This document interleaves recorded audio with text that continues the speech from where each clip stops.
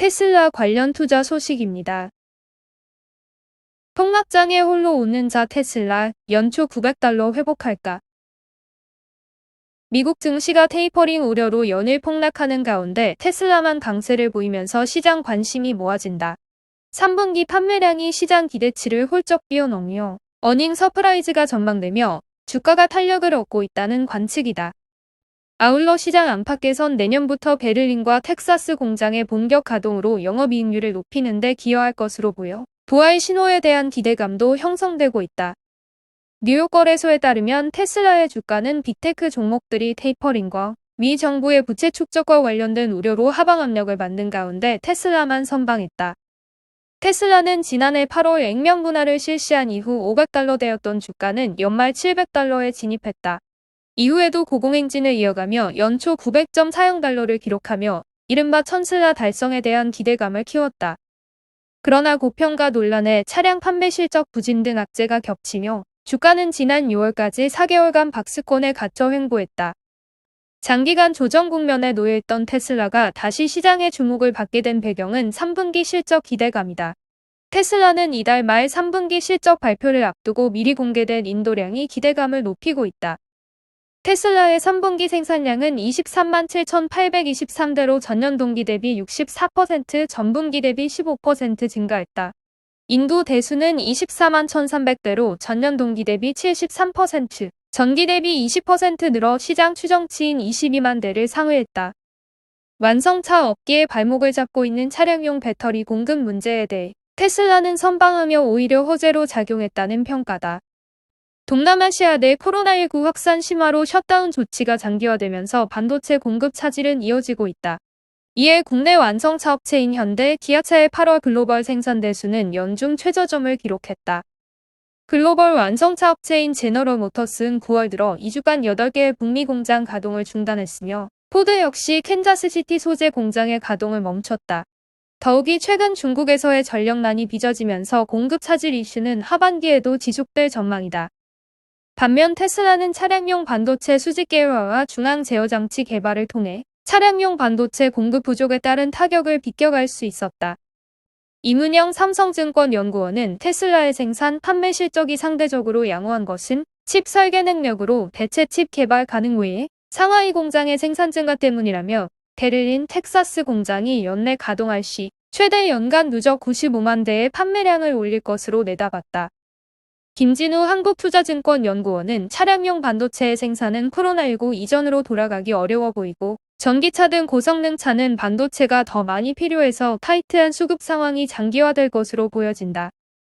하지만 테슬라는 반도체의 밸류체인 가운데 많은 부분을 내재화하고 있고 통합도 잘 되어 있어서 경쟁사 대비 대처가 수월했던 측면이 있다고 전했다. 테슬라는 올해 말 베를린 소재 공장과 내년 상반기 중 텍사스 공장을 가동해 차세대 배터리인 42680 배터리를 본격적으로 생산한다. 해당 전지는 기존보다 에너지 용량이 5배, 출력이 6배 더 높다. 이 밖에 소프트웨어 개발 역량이 중장기 모멘텀으로 꼽힌다. 앞서 테슬라는 지난달 완전 자율주행 베타 서비스를 개시한다고 밝혔다. FSD 기능은 지난 1년간 약 2,000명을 대상으로 테스트를 마쳤으며 하루 최대 1,000명씩 배포할 계획이다. 일각에서는 안전성 우려도 제기되지만 베타 테스트 확대로 안전성에 대한 자신감을 드러냈다는 평가가 나온다. 김진우 연구원은 FSD 베타는 자율주행 시스템을 고도화하기 위한 발판이다. 테슬라가 AI 데이에서 밝힌 바와 같이 데이터가 많이 모일수록 자율주행 알고리즘을 자체적으로 훈련하는 시스템의 성능이 개선되기 때문이라며 테슬라는 인공지능 역량을 강화해 자동차뿐만 아니라 다른 영역까지 사업 영역을 넓힐 전망이라고 전했다. 여러 모멘텀이 부각되는 가운데 테슬라가 전고점 수준을 회복할 수 있다는 관측도 일각에선 흘러나온다. 이재일 유진투자증권 연구원은 베를린 공장에서 생산하게 될 차세대 배터리는 기존 배터리보다 성능이 좋고 원가도 줄게 된다. 전기차 부품 중 배터리가 차지하는 비중이 높기 때문에 이익률이 개선되는 효과를 볼 것이라며 연말에는 내년 펀더멘탈 향상에 대한 기대감이 반영되기 때문에 전 고점 수준을 트라이해 볼 수 있을 것이라고 전했다. 월가에서도 이익 추정치를 높이는 애널리스트들이 등장하고 있다. 조셉 스탁 RBC 애널리스트는 테슬라의 3분기 주당 순이익 추정치를 1.68달러에서 1.95달러로 수정하며 목표가를 745달러에서 755달러로 상향 조정했다. 라이언 브링크만 JP모간 애널리스트는 테슬라는 반도체 충분한 공급을 확보하기 위해 고군분투해왔고 3분기 인도량이 경쟁사들과 차별화된 모습이다라고 평가하며 올해 EPS 추정치를 5.50달러에서 5.67달러로 높였다. 다만 투자 의견은 매도를 유지했다. 애플 관련 투자 소식입니다. 애플, 개인 분야 강자로 부상. 2019년 애플의 앱스토어 게임 매출이 거대 게임 업체들보다 더 많은 것으로 조사됐다. 월스트리트 저널 등의 주요 외신들에 따르면 최근 애플과 게임 개발사 에픽과의 소송에서 제출된 자료에 의하면 애플은 2019년 앱스토어 게임 매출로 85억 달러를 올렸다.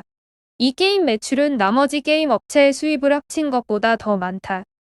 소니와 닌텐도, MS, 액티비전 등이 2019년에 올린 매출 합계는 20억 달러를 조금 넘어선 것으로 알려졌다. 애플의 게임 매출은 앱스토어 매출이 대부분을 차지하고 있다. 시장조사업체 센소타워에 의하면 지난 2019년 애플의 연간 앱스토어 매출은 159억 달러였으며 이 중 69%가 게임 관련 매출이었다. 애플은 앱스토어 게임 매출이 성장하면서 자연스럽게 모바일 게임 분야 강자로 부상하고 있다. 재판부는 애플이 게임 시장을 55% 장악하고 영업이익률이 높은 것이 반독점법을 어떻게 위반했는지를 설명하는데 에픽 측이 실패했다고 판결했다. 또한 시장조사업체 액티베이트는 세계 비디오 게임 시장은 1,980억 달러로 2016년보다 2배 가까이 확대될 것으로 예측했다. 같은 기간 모바일 게임 시장은 1,030억 달러로 커져서 급성장할 것으로 예상됐다. 모바일 게임 성장으로 애플이 이 시장을 장악하기 쉽지 않을 것으로 점쳐졌다. 시장 분석가들은 애플이 게임 시장을 장악할 경우 에픽이나 페이스북처럼 경쟁사들이 애플의 소송을 제기해 견제할 것으로 봤다. 애플의 매출 비중 중 상당 부분이 중국에 의존하고 있는 것도 애플에게 위험 요인이 되고 있다. 최근 중국 정부가 청소년을 대상으로 한 평의 게임 접속을 불법화하여 강하게 규제하고 있어 애플이 중국에서 이전 같은 게임 매출을 올리기 힘들 것으로 보인다. 리비안 관련 투자 소식입니다. 선주문만 15만 대. 제2의 테슬라 리비안이 다른 점 3가지. 리비안이 제2의 테슬라가 될 수 있을까? 전기차 업계의 샛별 리비안이 미국 증시 상장을 앞두고 회사의 사업 전략과 전망 등을 담은 증권 신고서를 공개했다. 미국 월가와 경제 매체 파이낸셜 타임스 등 외신이 추산하는 리비안의 상장 뒤 기업 가치는 약 800억 달러에 이른다. 현대차와 기아를 합친 것보다 몸값이 높다. 리비안의 전기차를 사겠다며 소비자와 기업이 선주문한 물량만 15만 대다.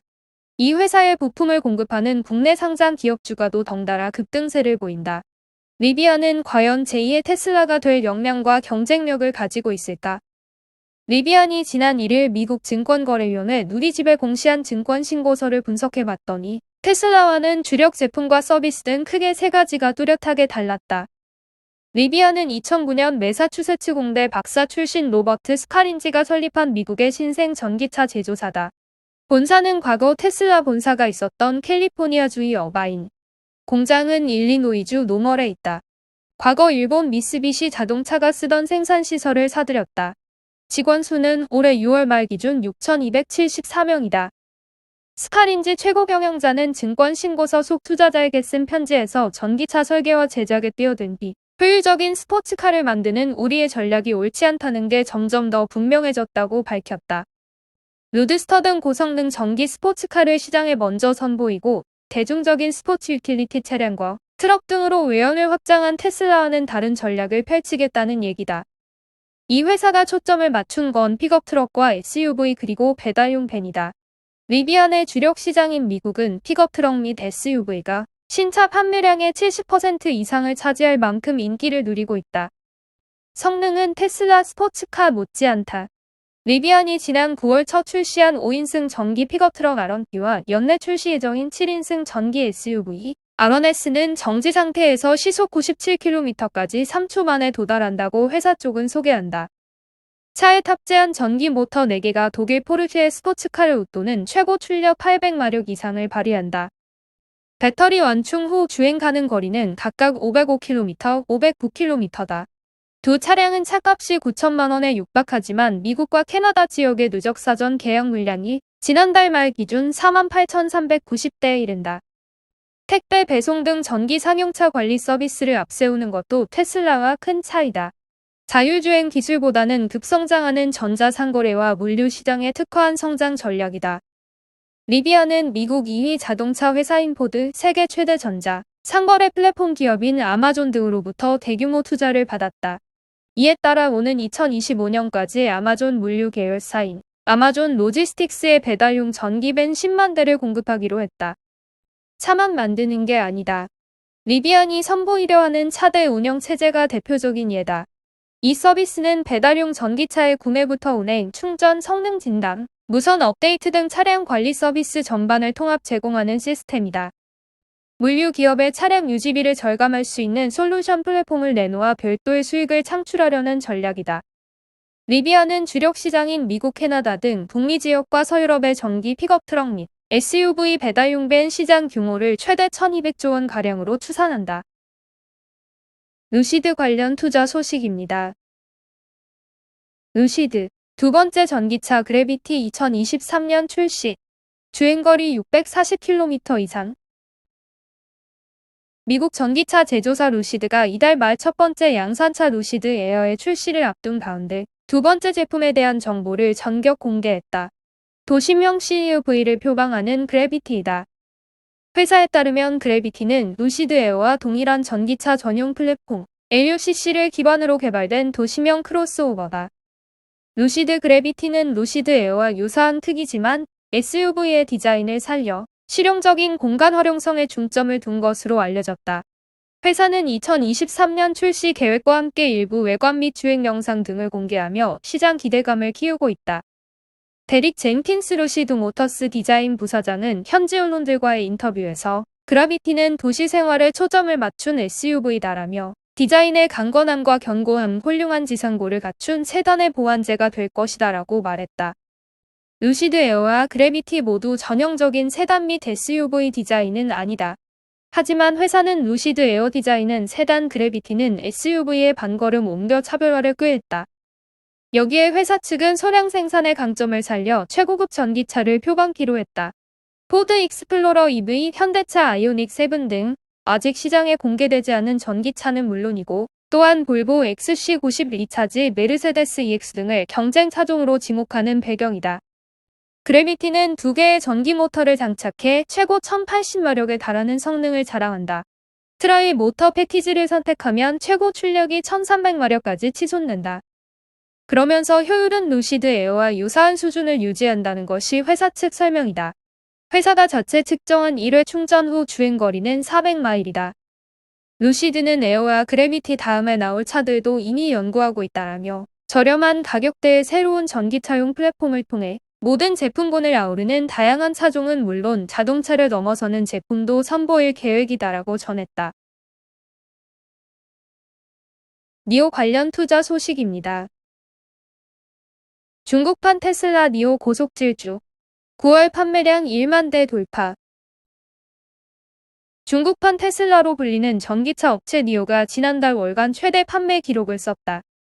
인사이드이브스 등 업계에 따르면 니오는 지난달 총 1만 628대를 판매하며 처음으로 1만 대 판매를 돌파했다. 이는 전년 대비 126% 세 자릿수 수직 상승한 수치다. 지난 8월 공급망 문제를 해결한 것이 주요했다. 구체적으로 5인승 스포츠 유틸리티 차량 모델 ES6가 5,260대 판매됐다. 전년 대비 64% 증가하는 등 큰 인기를 끌었다.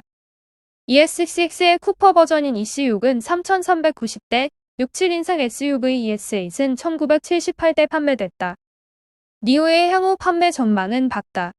최근 수요가 급증하며 쇼룸 전시 차량까지 판매할 정도다. 4분기에는 수요가 공급을 앞지를 것으로 예상된다. 1만 대 이상 판매가 지속될 전망이다. 업계 관계자는 니오가 중국 내 500개 이상 전기차 충전소 네트워크를 구축하는 등 빠르게 확장하고 있다며 글로벌 전기차 격전지인 노르웨이에 이어 곧 ES8 모델 출시를 앞두고 있다고 말했다. 이어 신모델 ET7이 내년 1분기 출시를 앞두고 있는 만큼 기대감이 높아지고 있다고 덧붙였다. 한편 니오는 올해 들어 9월까지 총 66,395대의 전기차를 판매하며 전년 대비 152% 성장했다. ES6, EC6, ES8 등 순으로 인기를 끌었다.